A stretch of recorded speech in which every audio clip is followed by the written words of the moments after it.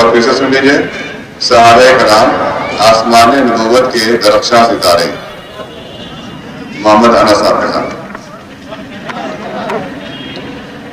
السلام علیکم ورحمۃ اللہ وبرکاتہ.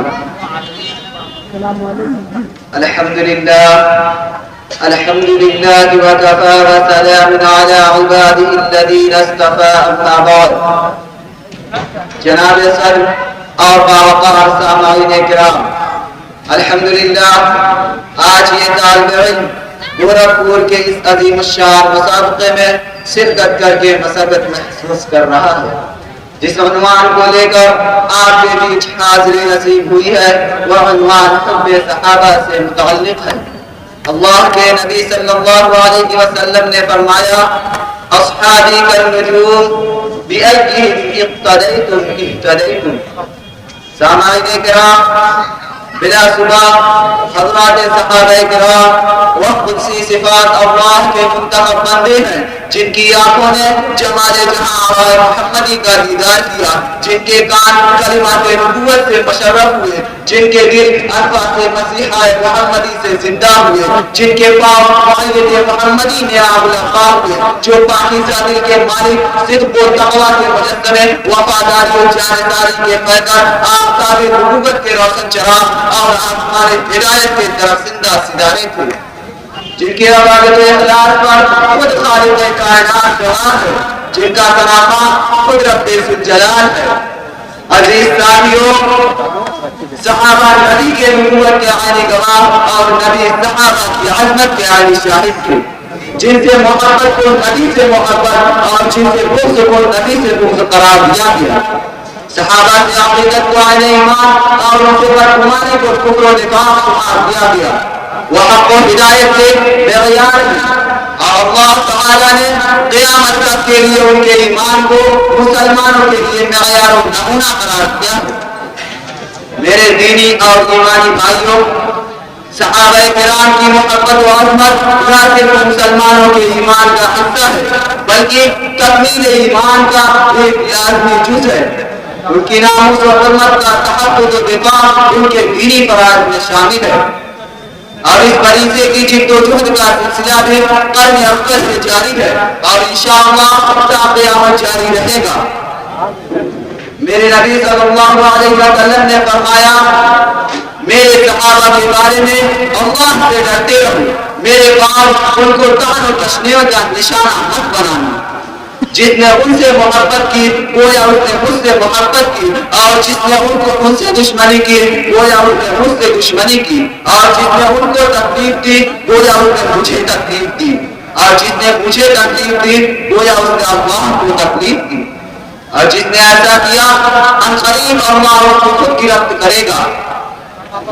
حضرات، صحابہ کرام قرآن و سنت کی تعمیر و تصریح کا صحیح اور بہترین نمونہ، اس لیے ان کی حرمت و ناموس کا تحفظ، ان کی ثقافت و صداقت کو شب و صبح سے بالا تک سمجھنا اور ان کی عدالت کا دفاع کرنا ضروری ہے.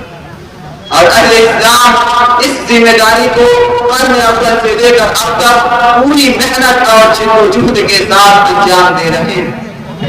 اس زیور کے ساتھ میں اپنی بات ختم کرتا ہوں.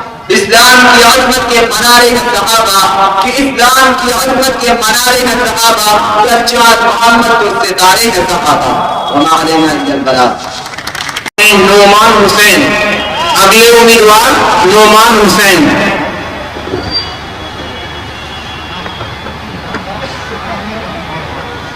السلام علیکم ورحمۃ اللہ وبرکاتہ.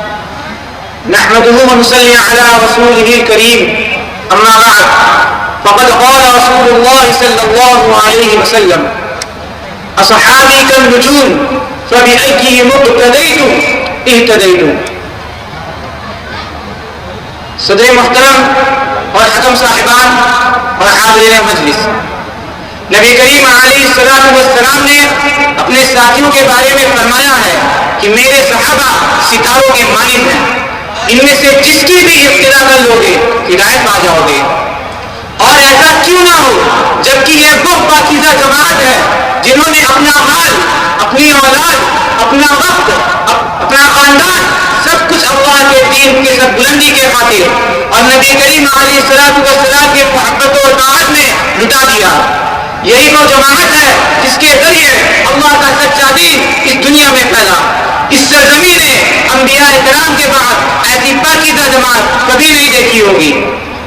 اللہ تبارک و تعالیٰ نے صحابہ کرام کو اپنے نبی کی صحبت کے لیے اور اپنے دین کو قائم کرنے کے لیے چن لیا تھا.